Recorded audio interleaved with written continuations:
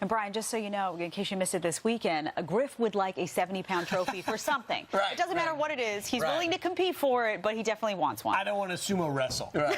Maybe in the broad jump. I know you got Grant left.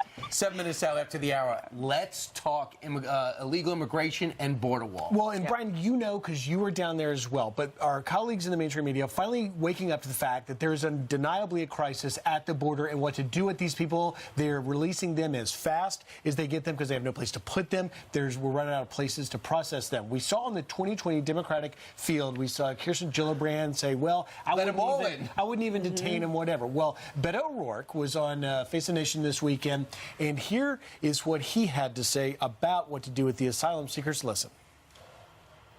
Most of those asylum-seeking migrants pose no threat or danger to the United States.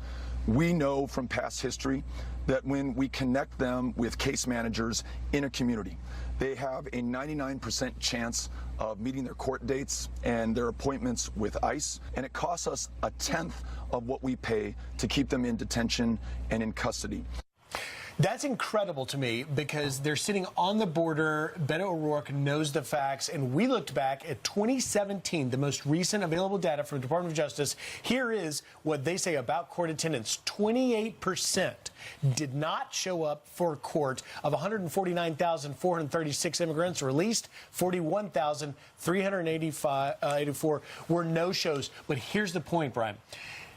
This is 2017. Since 2017 to today, it has become an unprecedented number of family units that are showing up. And what the Border Patrol says behind closed doors, and I wish they would say it publicly more often, once we just release adult single males into the community, it is going to fundamentally change the sovereignty of our country on that border. But no one challenges him on that? I mean, for him to come out and say 99% of asylum seekers show up, no one thought to say, hold on a second. I've never heard that number. I've never heard 99% echoed out there other than from Beto. Doesn't it seem odd to you with all of this talk of how to address? If 99% of asylum seekers showed up for court, we wouldn't be having this huge discussion about asylum seekers because you would assume that, okay, everyone was following along. The whole point is that a lot of them don't show up for court. They disappear into the system, and there's no way to track who actually is worthy of getting that asylum and who isn't, because everything dissipates. What you got to do is compare those million people that are going to come here illegally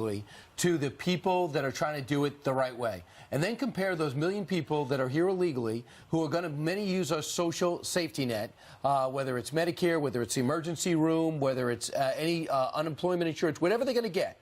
Okay, to those people, the homeless people you're stepping over the street on. We have such other problems. We are buried in deficit. There's a system with our country to come here. And now the word is out that basically, if I wanted to go to Guatemala or Honduras or Ecuador or El Salvador, I know how to get there. They are emptying out into our country.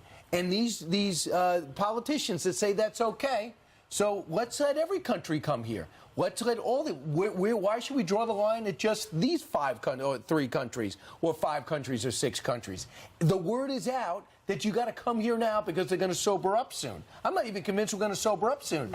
The court stopped the building of a wall. Money's been allocated that the president says for our defense. They stopped the building of that wall over the weekend. So we're not even going to get the 400 miles this year because it's got to work its way through the courts. They were supposed to start on Saturday, building in the